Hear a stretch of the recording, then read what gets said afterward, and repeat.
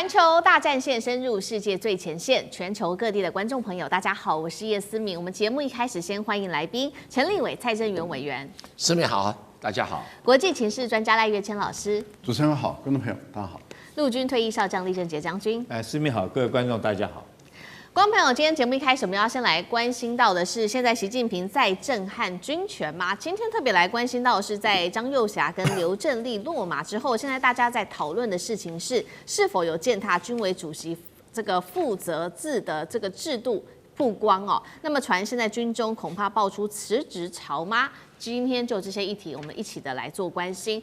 在爆发了这件事情之后，我们看到德国之声是马上做了一个评论，他说张又侠跟刘振立落马之后，解放军报这个1月25号的社论特别讲到了说，这两位现在正在接受审查调查，算是习近平2012年上任以来反腐行动的再一次的胜利。不过呢，今天特别来看到的是他的文章第二段，德国之声的文章第二段也特别写到了5个严重，帮观众朋友稍微念一下。这当中包括写到，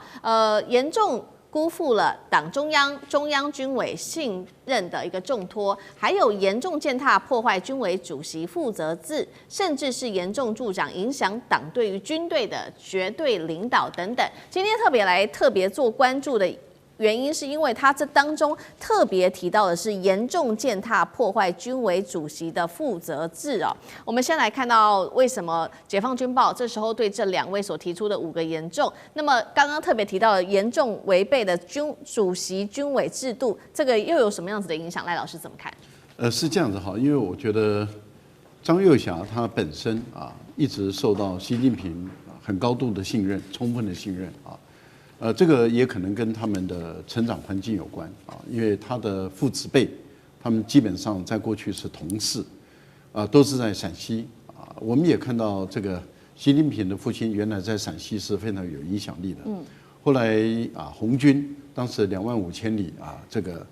我们这边叫做他们逃往大陆叫做长征的这样的一个2万5千里的运动中，到了陕西落脚的时候，本来习近平的父亲他基本上是可以有比较大的影响力，但是呢，他们非常遵守党中央的这个，也就是党对军队的领导，所以他马上把这个整个权力交出来，也就是由当时以周恩来、毛泽东等为中央的这样的一个指挥领导，所以奠定了一个非常好的一个典范。这个是后来所有的共产党那边在党的军队里面跟党的制度中，对于习仲勋就习近平父亲的评价一直非常高，因为他的父亲一直非常严守这个党的伦理、党的行政的纪律。张又侠的父亲在当时也当过相当高的职位，那么到这个1949年吧，还是一个上将而且当过副总参谋长，就是地位都非常高，也当过总装部的部长，也是陕西人，在这个地方也曾经战功也是很显赫，所以我个人觉得他们一般估计他们很有可能都在大院里面长大，那因为这个习近平的父亲最后是当到副总理嘛，地位是比较高的。然后他的张又侠的父亲的地位是比较低一点的副总长的这样的一个地位，可是我觉得他们一块长大的情形下的时候到后来他们又开始习近平开始回到中央，因为本来一直在地方当大员嘛，在福建这个地方工作了很长的时间，那开始回到中央去工作的时候，张又侠一直非常受到习近平的重用。那一般来说，习近平对他是很信任。因为是红二代，红军的第2代那也一直很信任，所以很多的权力事实上是由他来去处理军队的事。张又侠其实在军队里面是有贡献的，所以你看到他们讲的毛泽东时代的几个案例中，就是不能够因为你有功劳而去破坏了哪一些制度，或者有涉及的贪污腐败，那功过之间不能够相抵的有这样的一个讲了很多案例，我觉得这个都是有指涉性的一个讯号。我个人认为说，第1条跟第2条它会列出来，主要的就是习近平对张又侠这么的信任，那张又侠就应该要完全的忠诚的执行这个习近平的一个指示，甚至要对习近平负完全的责任。可是我们看到后来这么多的人事的弊案这么多的人事弊案，很多人都是跟张瑞霞有关的，也可能是张瑞霞推荐的，或是提名的，然后最后由习近平拍板定案，那都是信任嘛。我就说他信任张瑞霞，接着就委托给他来去，结果怎么会一个一个弊案都出来？最后涉及到的是系统性的贪渎案，那这个就已经违背了习近平对他的一个信任了。我觉得这第一个。第二个，为什么会提到您刚刚讲的破坏军委主席负责制？我的推断了哈，就是有很多的决策或者有很多的公文应该要送到军委主席来批的，那很有可能因为大家都知道这个习近平对于张月霞的信任，很有可能很多公文或者很多的决策，那张月霞就说我负责到这里就可以了，没有往上送。我的推断了，这个都是完全没有根据的，对啊，没有任何根据。那合理的推断就是说，有很多的决策应该是要送到主席，但是却变成是在副主席就代行就决行了。这个在我们台湾的军方也发生，其实在过去的国民党也曾经发生啊，也就是说，常常在军方里面代为决行的这种情况是常常出现。那换言之，也就是说，如果说有一个啊，例如说本来这个文应该要送到国防部部长，但是这个总长比较强势，他很有可能就是说我说了算，我负责。对，啊，那就公文就不送到部长。我过去在部长那边啊，在国防部工作过，啊，也工作过一段时间，也帮部长他们草拟一些文案啊法案，所以我很清楚知道啊，这个在有些地方你碰到比较强势的一个干部的时候，他有的时候他就是说我说了算了，我定了就没有往上送，那底下的人不敢讲话。那主席或是这个老板、大老板不知道，因为公文没有到他那边来嘛，或者很多的觉醒没有到他这边来，下面人就把他挡掉了。这个在我们台湾的军队里面也过去也曾经常常发生过这种事情。我觉得这个部分很有可能在解放军也发生了，所以才会出现这种第二条，就严重的践踏、破坏主席军委主席负责制，也就是应该由主席来做决断的。很有可能副主席就代行决行了，那这个就破坏了主席负责制。好，所以我们看到这一回张幼霞落马的原因很多，当中包括违背了领导、违背了主席哦，那还涉及到说各种的，或许有涉及到的贪腐案。那另外就是说他落马之后，接下来的位置会由谁来递补上？等一下我们请委员来带我们看，习近平会不会拔擢一些比较新的军系人马呢？等一下一起来看。我们先来看到是，如果是依照台湾的这个国防安全研究所的分析，依照中国的国防法的话，一般来说，惩处这一些涉案的高阶将领是由中央军委的职权来做的事情。尤其回顾一下，当年在2025年，也就是去年10月的时候，何卫东落马。那时候的官宣是写的是党中央还有中央军委来做决定，开除他的军籍。但是我们看到今天这个张幼霞跟刘立东落马，却官宣只说是党中央，并没有提到中央军委哦，这是第一个问题，就是。等一下请教委员为什么没有提到中央军委，这第一个问题。第二个问题就是说，那接下来会有谁来递补上呢？这个位置，中央军委现在这个圆满编是7个人，那4中全会之后只剩下3个人，当中包括了习近平、还有张幼霞、还有副主席张升明跟刘立东等人。那么现在军方将领出身的中央军委，唯一现在看得到的只有张升明，委员怎么看？一定会递补中央军委，因为这个中央军委的体制在共产党以及中华人民共和国的体制上啦，是一个体制性的机制，所以人员会有出缺，但是体制会存在，所以中央军委应该还会再找新的人来递补啊，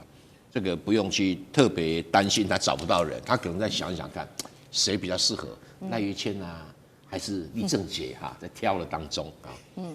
谢谢你啊，这个幽默一下，幽默一下。目前为什么没有用中央军委的名义？因为人数不够，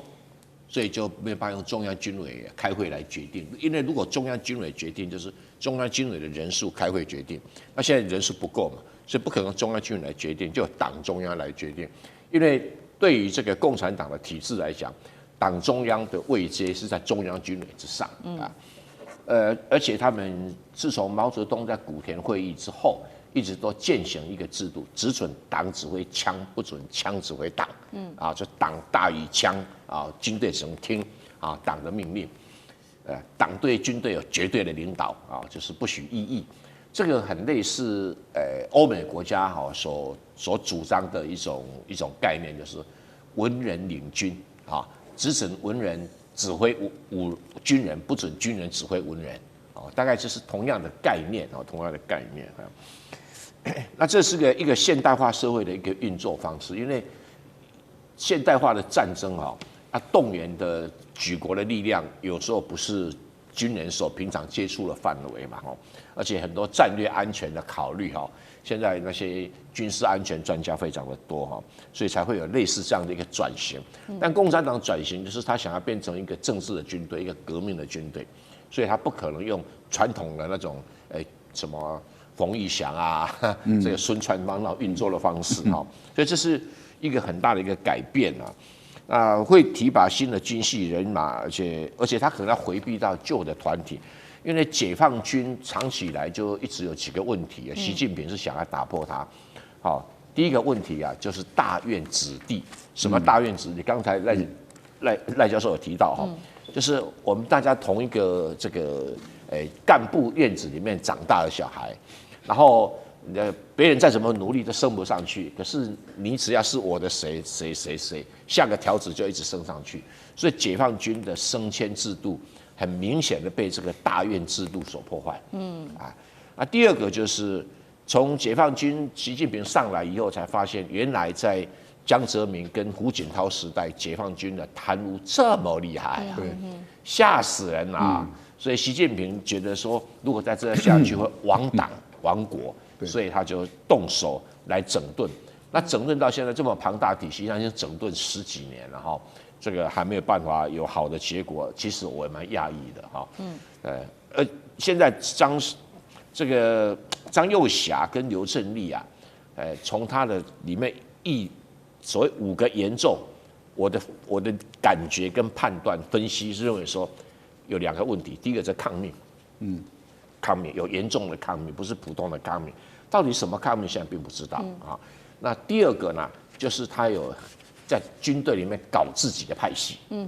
所以才会有类似这样的一个情形，就自己人拉拔，不是自己人就不准拉拔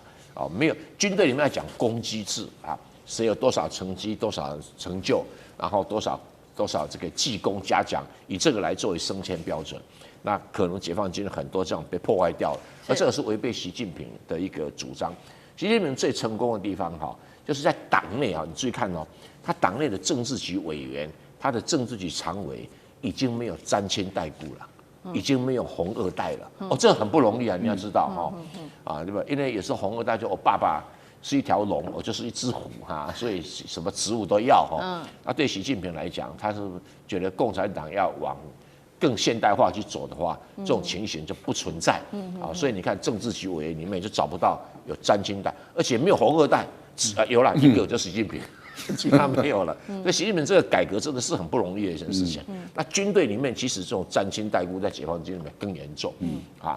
国民党的军队以前也是现在经过他们军官学校训练了以后，像到赖教授这个厉将军，他们这个时代已经很少了已经很少。我觉得这是个进步了那你说把这么大的官给开革会不会很严重？当然是很严重，可是美国才发生那个川普一上来就把那个联席会议主席给开革了，米勒是不是？对，就把他开革，还要把他移送法办，我觉得实在是很搞笑所以各国都会有类似的情形。但是习近平只要有心改革，解放军就是一个能战的军队。否则解放军如果他的军中的职务是靠人事关系、靠这个贿赂而来的，如果真的要他打仗，他怎么会打仗？是他保本，他干嘛跟你打仗会有类似这种情形。那我认为他没有所谓的削弱军方权力，因为本来这个解放军的制度就是要调动一个连都要军委会主席首令才能够调动那这个弱化军队的权力不会啦，因为党指挥枪权力在党，不是在军队，所以他们每一个军队里面都有一个指挥员，然后再加上一个政委那政委其实也是军人，不过政委直接听党的那任何命令都要2个人签字才能够执行。这套制度自从在那个苏联共产党开始实施一直到中国共产党，这个是一个很成功的确保军队是一个政治的军队，也确保军队听党不会变成各自山头哈。这个是一个很重要的一个体制啊哈。那所以我是觉得没有所谓弱化军队，也没有所谓习近平想要大权独揽啊，他也没那么多时间了啊，所以还是要把这个制度运作起来。那可能张又侠真的出了很大的状况，要不然不会立案审查调查。对，但是绝对没有像那个《华尔街日报》所讲的什么泄露核子机密，那根本乱讲一通。为什么泄露核子机密不是立案审查调查？直接投到监狱里面去了。是好，所以看到习近平针对这一次解放军的内部做了一个大改革，那让这个张又侠现在看起来刘正立都落马。那可是现在也有传闻说，是不是接下来中国大陆的兵变会再起来呢？等一下请厉将军来带我们看哦。那现在有关于这一种流言，其实有2个不同的这个看法。有一个看法是说，包括你看到东西战区都已经转发消息啦，但是我们看到北部、南部、中部战区还有火箭官方账号是没有声音的。还有一个说法，是不是军中内部已经爆发了所谓的辞职潮呢？尤其是因为张又侠在军中的威望非常的高哦，那落马震惊了军队，引发了这个团处级以上的军方的这些军官非常的恐慌，所以引发了离职潮。有没有这样的可能性？将军在军中多年，你怎么看？我觉得这很明显的就是一场权力跟人事的斗争哦，可能性是很高的。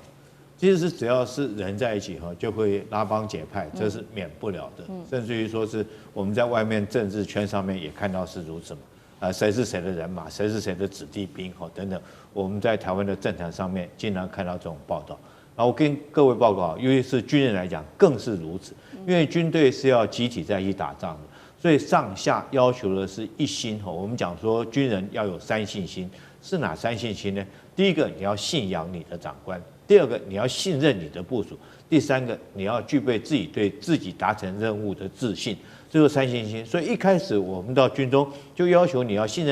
仰长官，你也要信任部属。那所以说我们在军中经常听到什么马家军啊、张家军啊，好等等，是包括我们台湾在内。我们台湾到现在也会经常说是，你是哪一个师出身的，他是哪个师出身的，就以前的部队。那我们也经常听到一些话，谁是谁的老板哈？你的老板是谁？你的老板这个上去了，你就有机会飞黄腾达。我想这是人性哈。那这次来讲，特别这个让我们感到，我认为为什么会认为说是有可能是人事的斗争在里面，因为是依据这个第31集团军的一个爆料。为什么特别强调31集团军？31集团军是谁的这种班底出身的呢？就是苗华跟何卫东哈，这2个已经被拔掉了。那这个爆料的这个人是不是这个对他的老板打抱不平，说你把我老板弄掉了，我现在就爆你的料哈？有没有这种可能性在里面？大家要知道，当初这个苗华跟这个何卫东哦，事实上是比较这个等于讲起来是习近平比较亲信的人马。那可能是有一些把柄哈，这个落在这个张又侠的手上。听说是他们收贿谁呢？收贿这个李尚福哈，所以让李尚福提名他去当国防部长。所以因此这个把柄落到张又侠的手上。那张又侠就告御状，跟这个跟习近平告御状哈，习近平不得已就挥泪斩马谡哈，把他们2个弄。那在这种状况之下，那张又侠当然剩下，如果说是这2个他的政敌被弄掉以后，军中的其实也算政敌了哈，军敌好了，对，被弄掉以后，他就独揽军中的大权嘛，又是副主委的身份，所以他权力过大来讲，就可能会对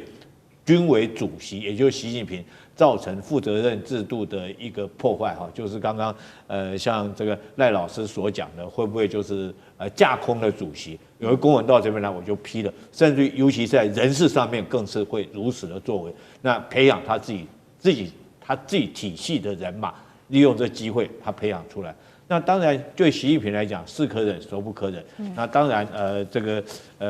逮到你的一个机会，甚至于是不是有可能传说中是这个泄露了核武器的这个机密给美国哈，或者是说这个贪腐等等啊，总是你张又侠可能有一些把柄又落到了习近平手上。可是我觉得现在外面传说中会不会有兵变啊、政变啊，这些都不太可能的，因为已经过了1个礼拜了。如果要出事，早就出事了，不会说1个礼拜以后才出事。我觉得现在反而习近平他可能可以在军权方面可以独揽大权，对他来讲哈，他可以在这方面这个可以好好的对军事方面做一个整顿，然后做一个整肃。当然，有一些原来是这个张又侠的人马，可能一看我老板都倒了嘛，那我就干脆辞职，我就不干了啊，或者是说他自己本来也有一些把柄哈，在军中，他利用这个机会赶快辞职，赶快走掉。其实我们台湾也有这种现象了，有一些人可能这个有些把柄或者有些贪污的证据快出来以后，赶快辞职走人哈。那当然有些人认为说，我往上面发展，我老板倒了，我往上面这个再往上发展的机会无望哈，所以他也可能利用这个机会就辞职走人。这很单纯，只是人性上面对自己的职务的安排一种的观念，但是我想说牵涉不到这个更深层的所谓政变啊这些阴谋，大概不可能。是，好，谢谢厉将军。那我们休息一下，马上回来。地缘政治、美中之争、战略价值、强权崛起、小国生存，现在与未来洞悉事件走向，掌握世界脉动，全球观点尽在环球大战线。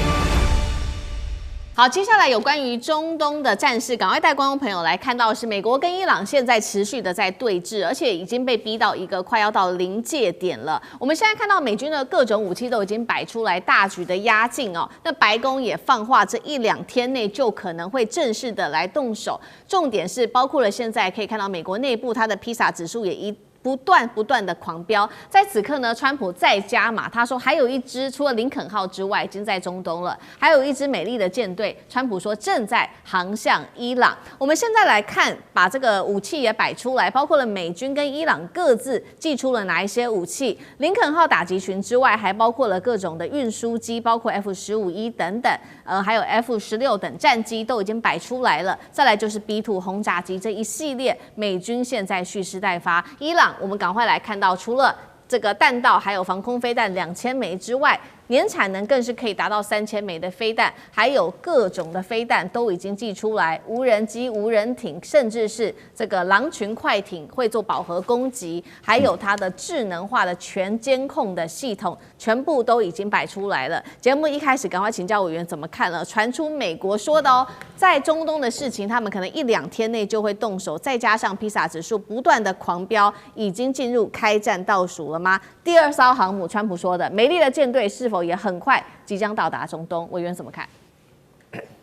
美国要这个时候攻打伊朗，这个几乎是美国最好的时机。如果闪过这个时机，机会不大，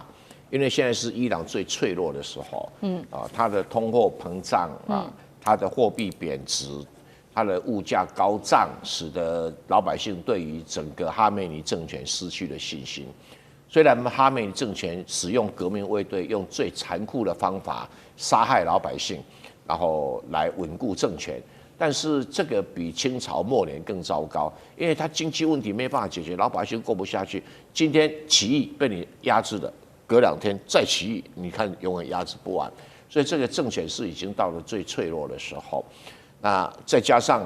他的民选政府跟他教士集团跟革命卫队基本上是互不信任啊，已经到了很严重的地步了。所以这个时候，美国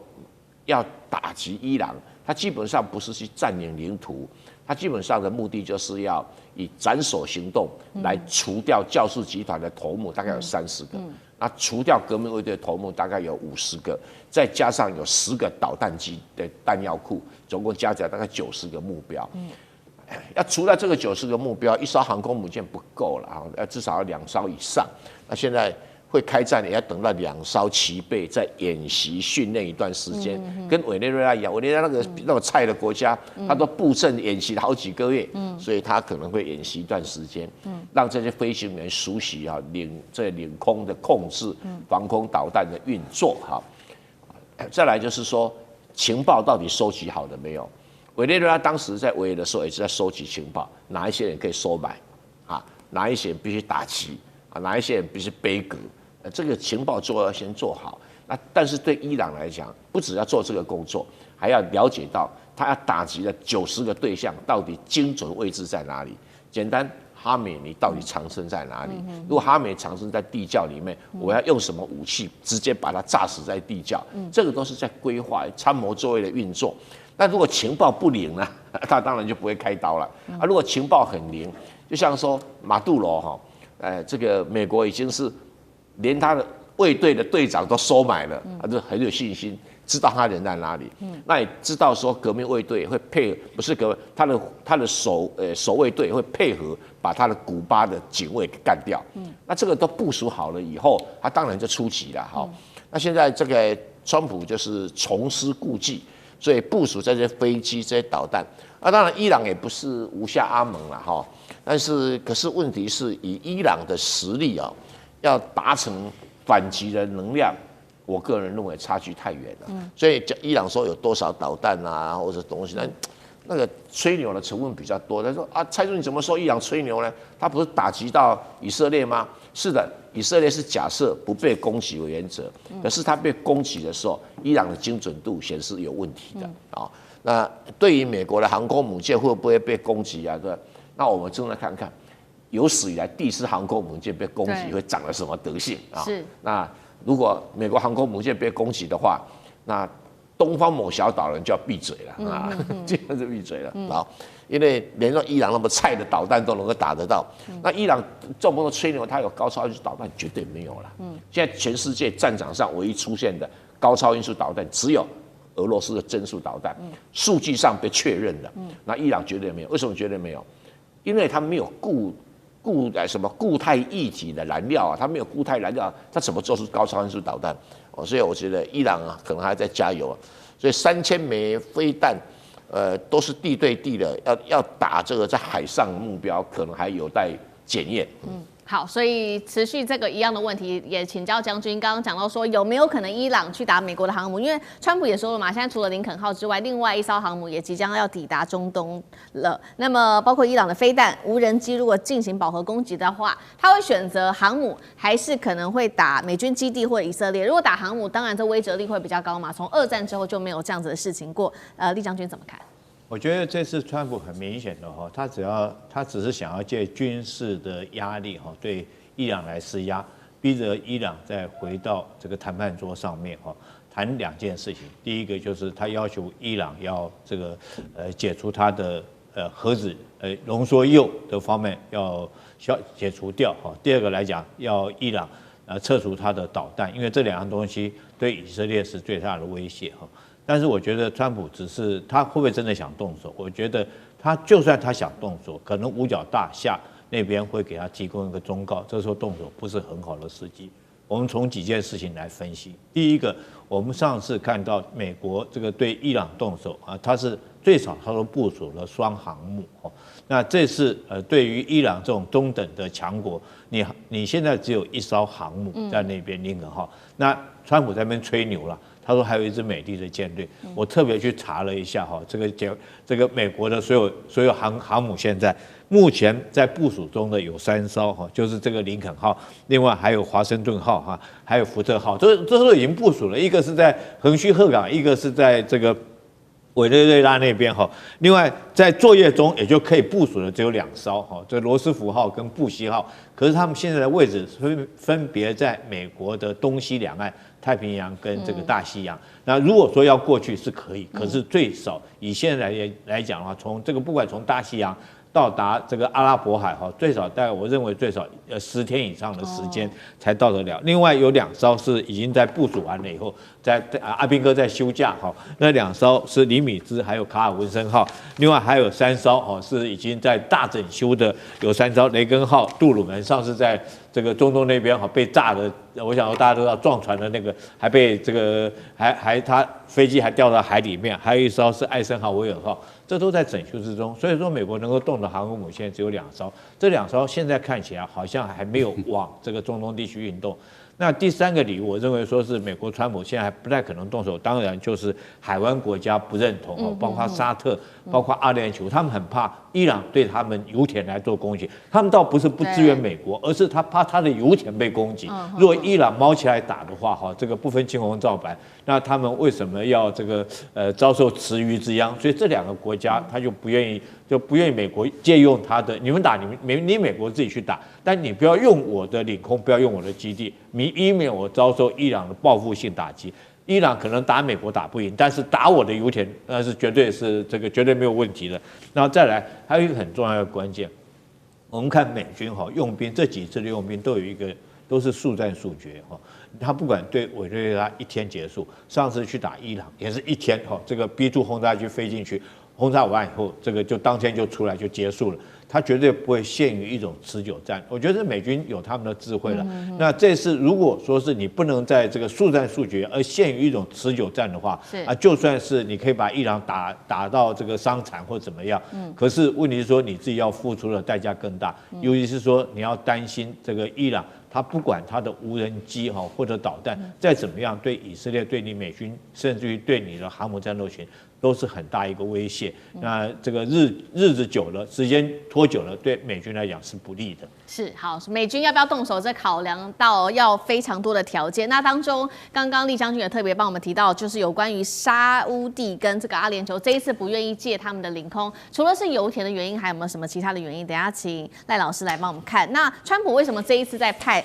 另外一艘的舰队前往中东，是代表现有的军力兵力还不够，可以镇压伊朗的意思吗？赖老师又怎么看？伊朗的国土面积很大，人口很多啊。那你要去轰炸伊朗的话，最好的距离位置除了巴基斯坦，还有这个阿富汗啊，是在伊朗的东部啊。另外在西部里面有伊拉克、有阿联酋、沙特啊，在北部有土耳其。如果你要去轰炸这个德黑兰，你要去轰炸这个伊朗的重要的军事设施，那你当然要使用这些军事基地是最方便的。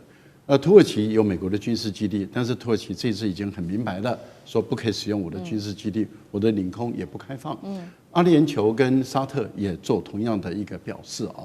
那现在只剩下一个卡达的军事基地，可是卡达它距离伊朗很近，伊朗的中程的弹道导弹是可以攻击摧毁到这个卡达的军事基地，所以在对美军来说的话，已经把卡达的空军的军事基地的眷属跟非必要人员已经撤离了，留下的就是战斗人员。但是对于美国来说，还是要维护这个最近的空军基地的安全，所以它的萨德系统跟这个有关于这个爱国者导弹都已经进来这个保护。可是问题就在于，那你要从哪些地方来去对于伊朗进行攻击？现在被局限在只剩下在阿曼湾这个地方。也就是在阿曼湾这个地方，也就是伊朗的西南部，这个对于伊朗境内进行攻击的话，一个航母战斗群就不够了。因为一个航母战斗群就是一个空军的连队，88架的战机左右，包括空中预警机、电战机。例如说，它有2款的 F-18，一个是咆哮还有另外一个就是也是 F-18的强攻机。那另外当然它还有隐身战机在里面，可是这样还是不够，怎么办？他也把这个导弹驱逐舰跟护卫舰，也就是可以装这个鱼叉导弹的这个导弹驱逐舰、护卫舰也都派过来了，潜舰也进来了，因为潜射也可以用鱼叉导弹来对于，尤其是对伊朗进行巡弋的攻击还不够，所以一个航母战斗群再拉过来，就等于是有2个空军连队，这样的话就能够构成至少100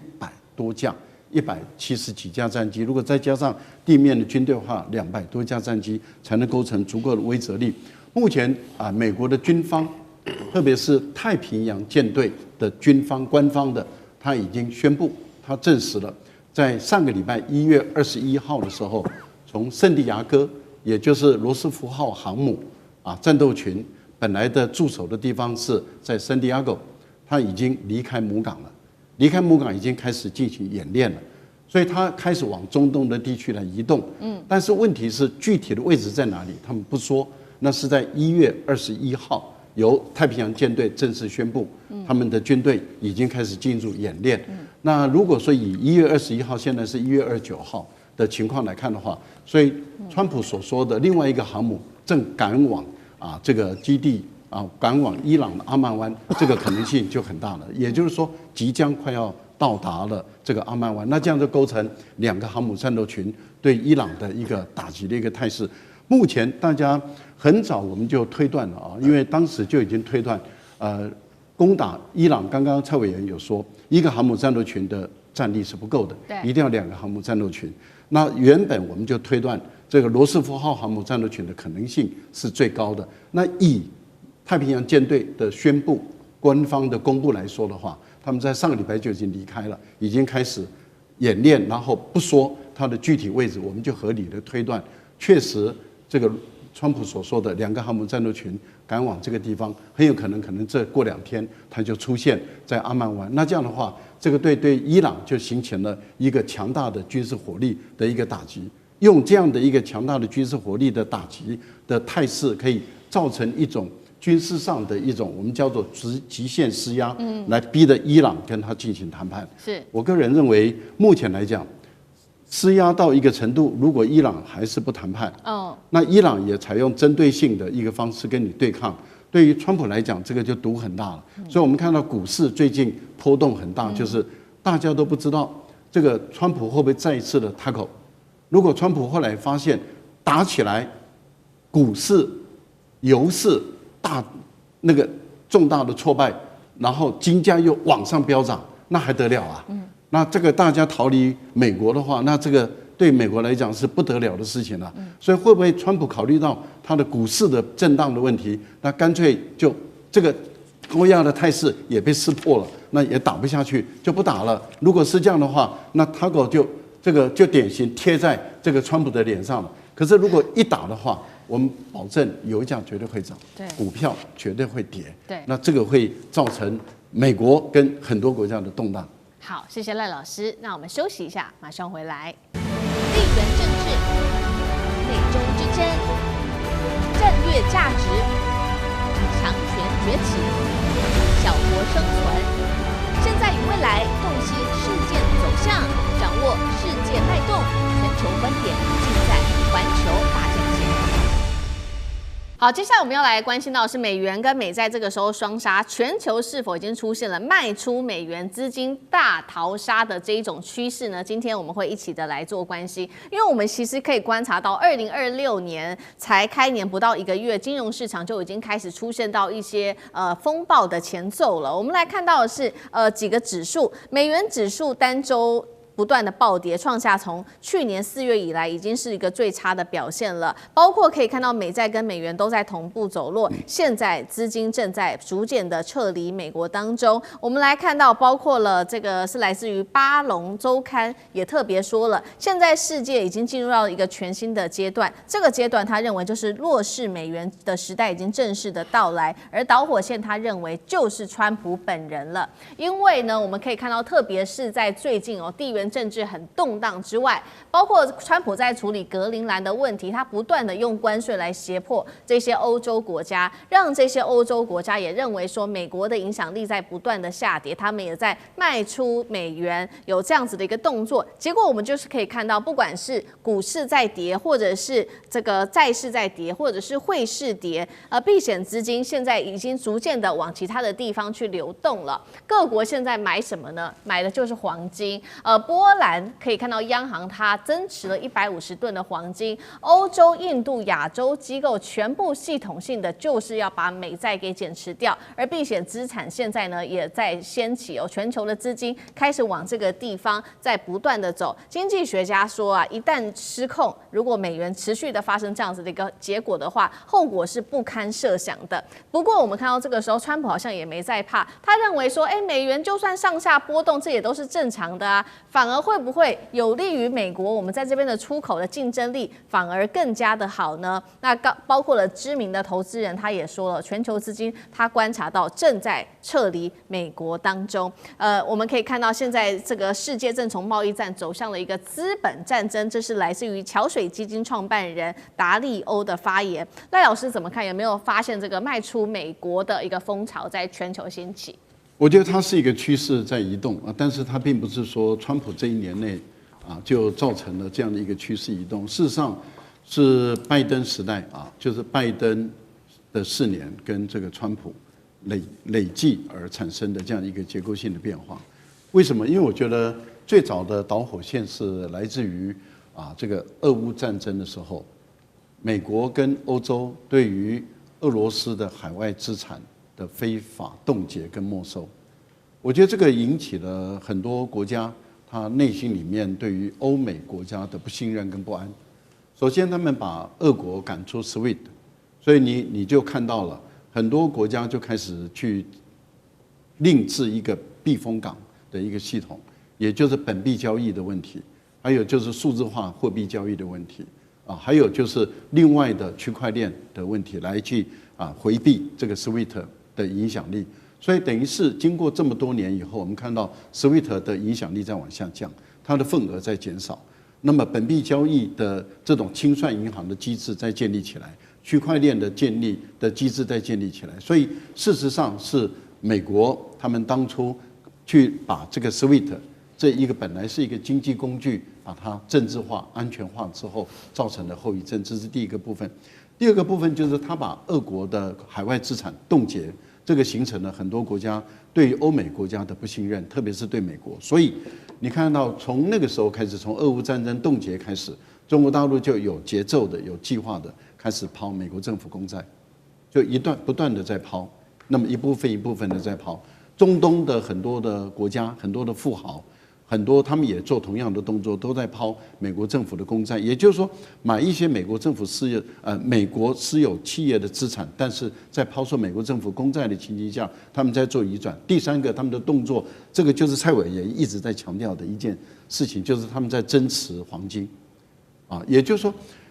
很多国家就开始发现，就是说，如果经济的动荡不安时代来临，那金本位制当时也是俄国的金本位制帮俄国度过的那个难关，那大家就会去核算我的黄金的储量够不够。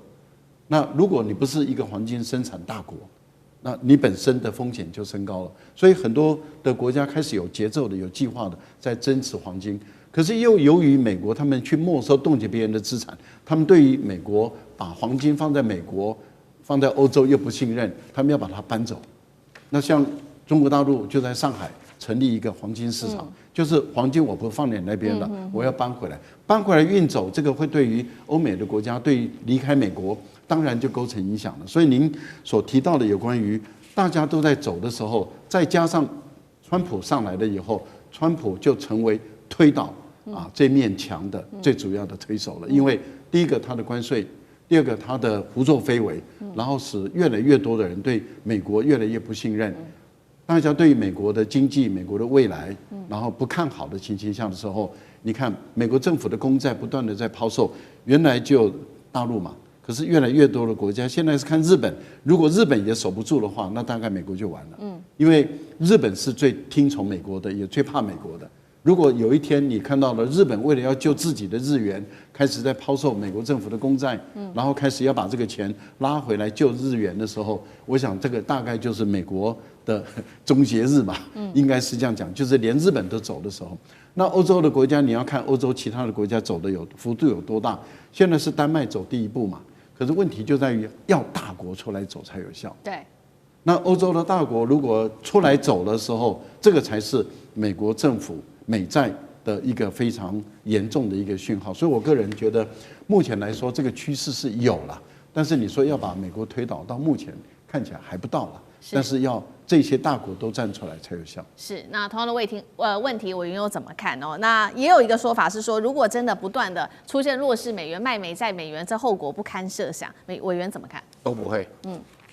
我一再鼓励呼吁中国大陆要把自己建设成一个金融强国。不要只是制造业强国，什么世界市场、科技强国，少了金融强国，你就是不是强国。美国最强的就是它的金融强国，在全世界打遍天下，没有敌手。为什么？我再举个例子，中国大陆去年非常开心，我也很高兴，就是它的贸易的顺差1兆2000亿，对美国贸易已经降到了15%以下，它全世界的贸易顺差还1兆2000亿。可是不要忘记，这1兆2000亿啊，1兆。其中的1兆都是用美元收入，它不是用其他货币收入，不是用人民币啊、日元，都是用美元收入。那你这个中国人民银行把这个1兆美元的收入，只是一部分放在口袋，其他散在银行、散在民间、散在外销企业里面去。那你为什么不买别的？你为什么不收黄金？就是因为美国有一个全世界最大的资本市场，它的银行系统加证券市场加起来所构造的一个金融强国，目前无可取代。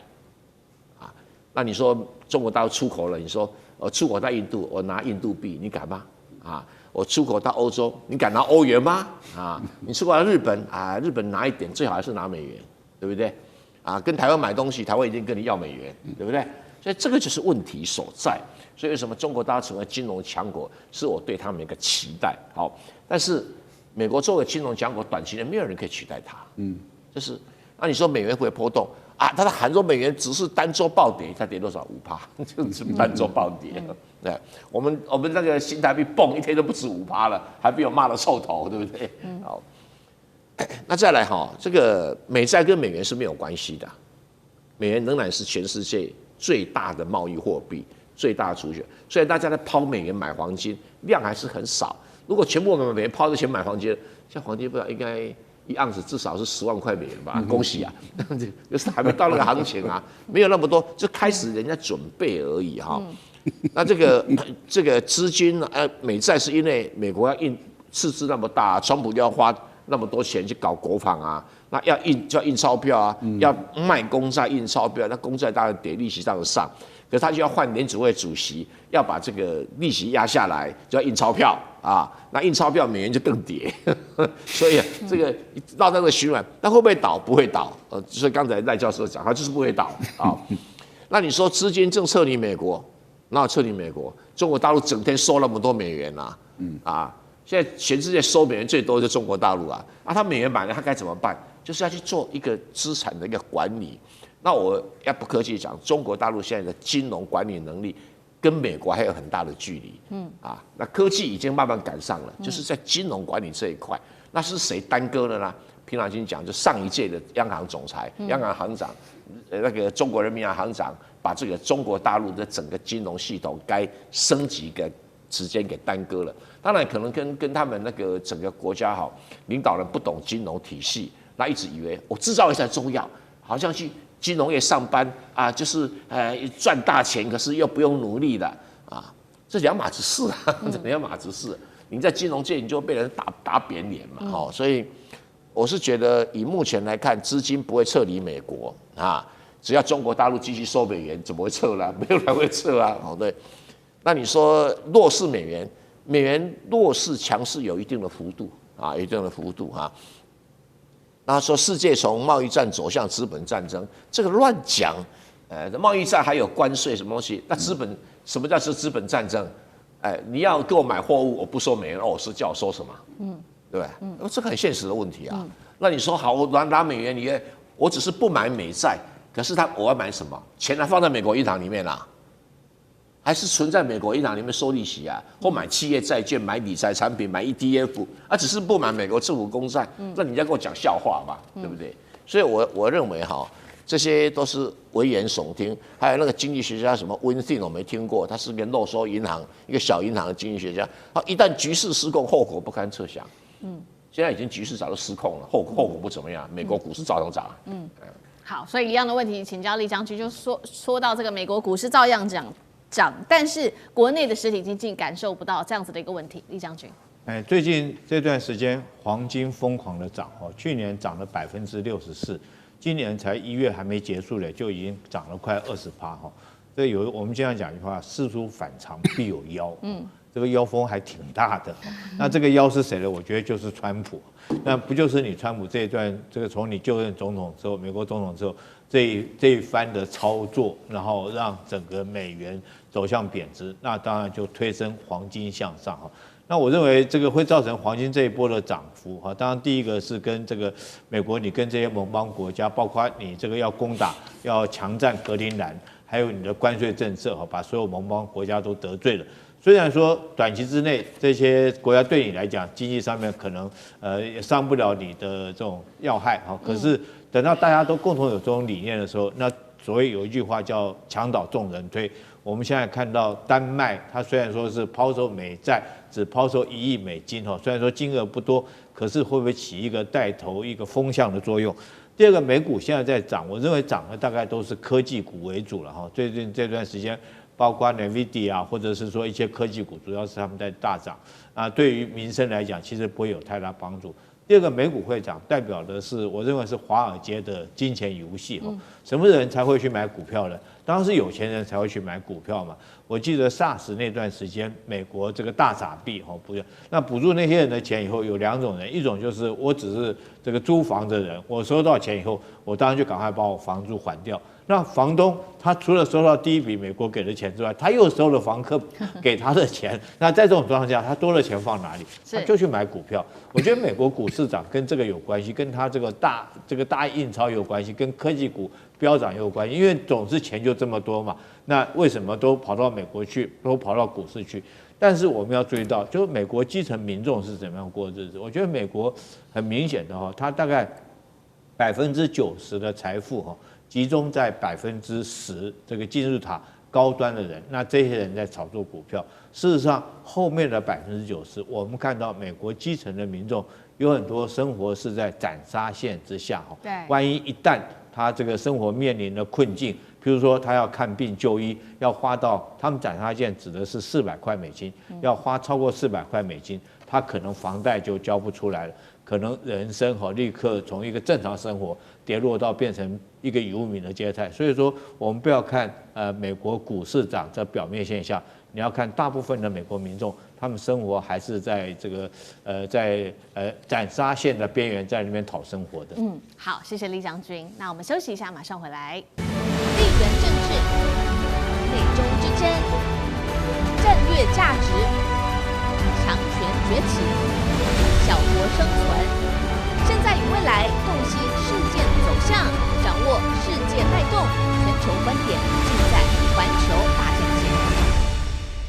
好，接下来我们关心到的是科技战。黄仁勋这一回终于是等到这个习近平点头了，中国大陆已经批准了 H200可以做进口。今天会关心这个议题之外，还有就是天数智星亮剑，2028年说它的性能可以超越辉达吗？今天就这些议题，我们会一起来做关心。好，我们看到辉达执行长他换上这个特别的服饰，特别到了中国大陆之后呢，除了出席在分公司的年会之外，大吃各地小吃，买糖葫芦啊，吃火锅等等，来展现平易近人的一面。但同时，他也不断的努力推销他的辉达的产品，他的晶片。因为这2年来，我们可以看到，我们讲了非常多，他在中国大陆的市场已经腰斩了。尤其是他非常担心的就是 H200的晶片。当时中国大陆一度是拒绝放行的，而且当时还说非必要的话是绝对不可以进口的。但最新消息是呢，是终于可以采购了。28号，中国大陆终于首度的允许说，可以了，批准首批的 H200晶片可以进口到中国大陆了。那现在是说呢，中国科技3大巨头都已经寄出了申请要买 H200，分别是字节跳动、阿里巴巴跟腾讯等等。那最新消息也指出，目前中国大陆的科技大厂合计下单的数量是超过200万颗 H200的晶片的，远远超过目前辉达它的库存量。问题是中国大陆为什么要突然间开放 H200？ 那是黄仁勋成功说服了，还是中国大陆有自己其他的考量？委员怎么看？当然是中国大陆自己的考量啊！我一开始就是说那些说中国大陆不买 H200的不正确的消息，我说他一定会买，所以他也买了。我的理由在哪里？就是说中国大陆的 AI 的模型的发展速度是快，已经跟美国不相上下了。你不管是阿里巴巴的这个千问模型，字节跳动的或者腾讯的，平常心讲，他们的 AI 的这个算力的需求是大增，所需要的晶片的速度量非常大。那你如果说要苦苦等着晶片上来才只准他们去设这些算力中心，那你不是砍他们嘛？砍他们的发展力量。那中国大陆为什么可以去否决说不准买 H20呢？理由很简单，就是中国大陆自己做的东西跟 H20差不多啦。所以你要做 H20运算你不买升腾啊，我买的其他的东西就可以啦。哦，什么寒武纪啊，还是什么天数智新啊，就这个凑合凑合也差不多 H20的效能，而且比较便宜啊。那你可是问题，当你要提升到现在这个中国大陆那个大语言模型已经内卷的超乎你想象。那个互相杀法已经，那个连 DeepSeek 都快赶不上，我 DeepSeek 赶不上阿里巴巴，坦白讲，我很讶异啊。可是事实上已经出现了，阿里巴巴是真的狠起来这个大资本大投入去搞了而且它 AI 发展的很成功，那字节跳动也不遑多让啊。那我们就问一个问题：那美国内卷的很厉害欠的 GPT 快被 Google 给打趴了，我2倍也斗得很厉害啊老是会有几个巨头在那边抢这个 AI 的那个大模型的市场，那大模型后面就算力中心，算力中心后面就是晶片。那你如果晶片赶不上来，你使得算力中心的成长缓慢，就使得你大型模型成长缓慢。那中国大陆的官方一定要去做平衡嘛？那他算一算，我要赶到 H20可能要5年，那我这算力要慢5年吗？当然不行啊。H200 当然进来了嘛，就让它进来。所以这个是一个理性思考。你看中国大陆官员是全世界最理性的决策者啊你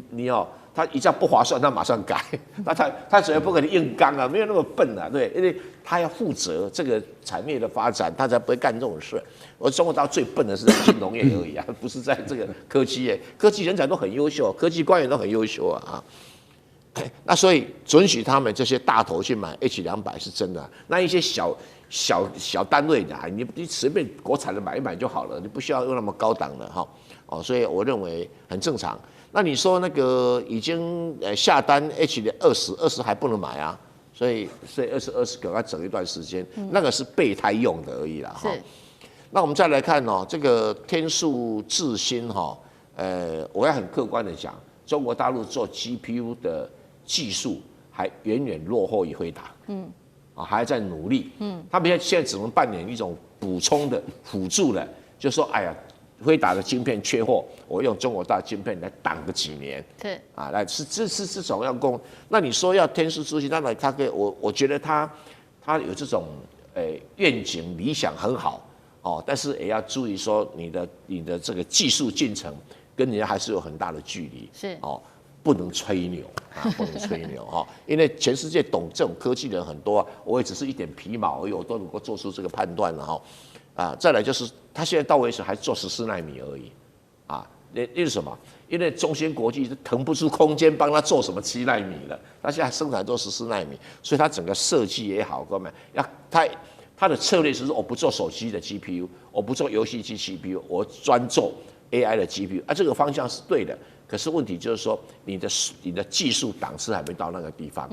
所以要取代辉达，还要再接再厉。好，所以中国大陆这一次放行进口 H200其实是有策略性的，除了是说，这一次开了一个大门放行之外，也跟这些企业讲说，你们未来就是说买多少 H200，你们就要买多少中国大陆自己本土的 GPU。那确实现在其实在大陆的 GPU 的选择非常的多，卢委员帮我们看到了非常的内卷。我们看到画面上有哪一些？除了中国大陆现在目前市占第一的华为之外，其他还包括了寒武纪阿里巴巴、百度旗下的晶片，还有就是我们看到下面这个图，CG 最近上海出现的 GPU 4小龙，特别关注到这4家，包括了摩尔线程、天数智新跟木犀等等。另外，天数智新也推出了这个他们的一些产品，说把辉达当作假想敌，并且也设下了从2026到2028年的进程。他们说2027年他们其中一个架构就要超过 Blackwell。辉达的 GPU 宝座可以维持多久呢？赖老师怎么看？我觉得目前来说，他们的估计2026年就今年了他们的自制力大概可以达到80%，这是他们的目标，就是说自己满足自己也可以到80%。那所以进口的就是20%，这个就是辉达的 quota 这是一个部分。但是我觉得大陆目前的一个策略因为由于他在电动车的成功，他很清楚的知道，先让你战国时代就是百家并起。然后内卷，然后内卷的情形下的时候，每个人都拼了命在做，那拼了命在做，最后一定会有异军突起的那几家企业，然后再接着开始进入这个就从春秋到战国，然后再开始兼并，然后就有些公司就被买走了，然后就一下扩大，最后只留下几家企业。这个就是我觉得大陆目前来说，他们采用的这种战略。大概也是跟车辆的情况是一样。那这个方式在大陆目前，那就是每一个就是想办法要成为最强的一个霸主之一嘛，或是一个大的这个霸权国家。那如果能够成为几雄并争，这个对大陆来讲是一件好事情。可是我觉得国家的政策是怎么来帮他们，或是怎么来支撑他们？除了创造这个环境跟土壤以外，因为美国对于晶片，它用政治力的介入，那也就给中国大陆一个非常好的一个理由，也可以用政治力量来介入了。所以晶片在中国大陆来说，已经不再是市场机制了，也就是不是你国内需要多少，你就可以从国外进口多少。那你美国肯卖，中国大陆还不肯进呢。那换言之，也就是说，那也就是根据需要来看，那也就是我以发展国内为主，然后我的国内的数量能不能供应得上？现在就是您刚刚提到的这个 H200相类型的等值的产品，中国的数量供应不上，我就让你进来。第二个呢，就是如果你的这个功能性能没有办法达到这么的高，那缺口多少，我给你多少时间，你还没做到，那这个时间里面我可以少部分的进来。所以我觉得变成中美一个是管制出口，一个是管制进口，那就都在 AI 这个领域里面来厮杀。